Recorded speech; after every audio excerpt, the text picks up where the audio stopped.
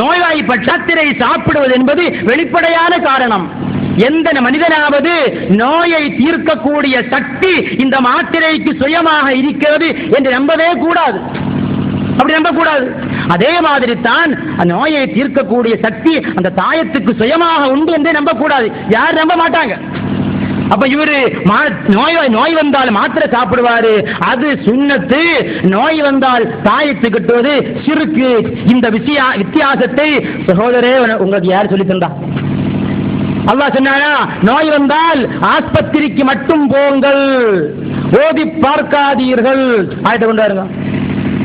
தலைவலி வந்தால் கால்பால் மட்டும் சாப்பிடுங்கள், அரைப்பால் சாப்பிடாதீர்கள். அல்லாஹ் சொன்னானா. நோய் தலைவலி வந்தால் குரோசின் தின்னுங்கள், எங்க ஓதி பார்க்காதீங்க. அப்படி ஆயத்தை கொண்டு வா, நாங்க நம்புறோம். அல்லாஹு தஆலா குர்ஆனை அகநோய்க்கும் ஷிஃபாவாகவும் புறநோய்க்கும் ஷிஃபாவாக்கி இருக்கிறான். பாருங்கள், ஒரு ஹதீஸ், அபூ தாவூத் அறிவிக்கக்கூடிய ஹதீஸ் ரலியல்லாஹு அன்ஹு. இமாம் அபூ தாவூத் அவர்களும் இமாம் துர்மிதி அவர்களும் அறிவிக்கக்கூடிய ஹதீஸ். என்ன ஹதீஸ் தெரியுமா? ரசூலுல்லாஹ் சொல்றாங்க, என்ன இதா ஃபஸிஅ அஹதுக்கும் ஃபின் நௌமி. இவங்க சொல்லுவாங்க, நாங்க ஹதீஸை பின்பற்றுறோம், ஹதீஸை பின்பற்றுவாங்க, அதை ஏற்றுக்கொள்ள மாட்டாங்க. ஹதீஸ் முன்ன போகும், இவங்க பின்னாடி போவாங்க. அதான் பின்பற்றுவது. அல்லாம ஹதீஸை ஏற்றுக்கொள்வதல்ல, ஹதீஸை பற்றி அணைத்துக் கொள்ளுங்கள், பற்றி அணைச்சு வைப்பாங்க, தொடர்ந்து பார்க்க மாட்டாங்க. இதான் அவங்க பற்றி அணைப்பு. அதல்ல சகோதரை பின்பற்றுவது. அந்த குர்ஆனிலும் ஹதீஸிலும் சொன்ன விஷயங்களை நம்முடைய வாழ்க்கையில் நடைமுறையாக கொண்டு வர வேண்டும். ரசூலுல்லாஹ்வுடைய ஹதீஸ் எழுதி வைத்துக் கொள்ளுங்கள். என்னுடைய சப்தத்தை கேட்கிற சுன்னத் ஜமாஅத்திற்கு மாற்றமான சகோதரர்கள் இருந்தால் நீங்கள் சிந்தியுங்கள். நம்முடைய தலைவர்கள் நம்மளை குழப்பி விட்டார்களே என்று இப்பொழுது அவங்களுக்கு புரியுதா இல்லையா? ரசூலுல்லாஹ் ஹதீஸ் பாருங்க, இதா ஃபஸிஅ அஹதுக்கும் ஃபின் நௌமி, உறக்கத்தில் திடீரென்று பயந்து எழும்பினால் என்ன சொல்லட்டும்? அஊது பிகலிமாத்தில் தாம்மாத்தி மின் கலபிஹி வ இகாபிஹி வ ஷர்ரி இபாதிஹி வ மின் ஹமஸாத்தி ஷயாத்தீன் வ யஹ்துரூன். இப்படி சொன்னா அவனுக்கு ஒரு குழப்பம் வராது. இது ஹதீஸ். இந்த ஹதீஸ சஹாபிகள் எப்படி வாங்கினாங்க தெரியுமா? அடுத்து வருது, வகான அப்துல்லாஹ் இப்னு உமர் ரலியல்லாஹு அன்ஹுமா முத்தபிஉ சுன்னah. ரசூலுல்லாஹ்வுடைய சுன்னத்தை 100க்கு 100 பின்பற்றிய சஹாபி என்கிற சிறப்பு பெயருக்கு சொந்தமான அப்துல்லாஹ் இப்னு உமர் ரலியல்லாஹு அன்ஹுமா அவங்க யுஅல்லிமுஹா மன் பலக மின் வலதிஹி, தங்களுடைய குழந்தைகளில் நின்றும் பருவ வயதை அடைந்த நபர்களுக்கு இதை சொல்லிக் கொடுப்பாங்க. படிப்பாங்க, உறக்கத்தில் பயம் ஏற்பட்ட ஓதுவாங்க.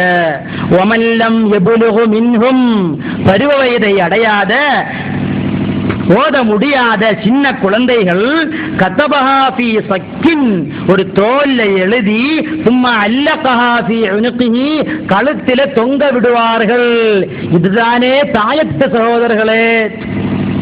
சகோதரர்களே, ரசூலுல்லாஹி ஸல்லல்லாஹு அலைஹி வஸல்லம் இறுதி ஹஜ்ஜின் போது சஹாபாக்களுக்கு சொன்னார்கள், சஹாபிகளே, நீங்கள் இங்கு ஒன்று சேர்ந்து இருக்கிறீர்கள், ஆனால் உலகத்துடைய என் திசைகளிலும் இஸ்லாமுடைய ஒளியை பெறாத கோடிக்கணக்கான மக்கள் இருக்கிறார்கள்.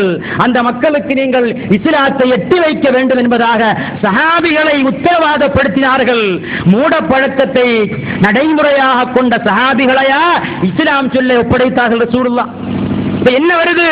ரசூலுல்லாஹ்வுக்கு ஆளை பார்த்து விட தெரியல, மூட பழக்கத்தை சொல்லக்கூடிய சஹாபிகளைத்தான் இஸ்லாத்தை பரப்ப சொன்னாங்க ரசூலுல்லாஹ். அப்படி அல்லவா வருது? சஹாபிகள் ஒவ்வொரு செயலையும் ரசூலுல்லாஹ்வுடைய செயலை தங்களாக ஆக்கிக் கொண்டார்கள். எந்த விஷயத்திலும் ரசூலுல்லாஹ்வுடைய வழிமுறையை நடைமுறையை பின்பற்றினார்கள். ரசூலுல்லாஹி அவர்கள் எதை சாப்பிட்டார்களோ அதை சாப்பிட்டார்கள். சாப்பாடு விஷயத்தில் கூட சஹாபிகள் ரசூலுல்லாஹ்வுடைய சுன்னத்தை பின்பற்றினார்கள். அப்படிப்பட்ட அப்துல்லாஹ் இப்னு உமர் அவர்கள் ஒரு இதை எழுதி கழுத்தில் தொங்க விடுவார்கள். பாரு, இதான் தாயத்து. அப்ப என்ன நம்பிக்கை நம்பணும்? இந்த தாயத்திற்கு சொந்தமாக ஷிஃபா ஆக்கக்கூடிய சக்தி கிடையாது.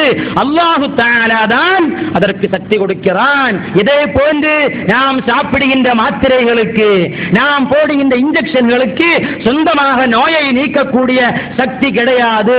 அதே போன்றுதான் அப்பொழுது வெளிப்படையான நோய்க்கு வெளிப்படையான காரணங்களை தேடலாம் என்று சொன்னால், மறைமுகமான நோய்க்கு ஆன்மீக தார்மீகமான காரணங்களையும் தேடலாம் என்பதுதான் இஸ்லாமுடைய வழிமுறை.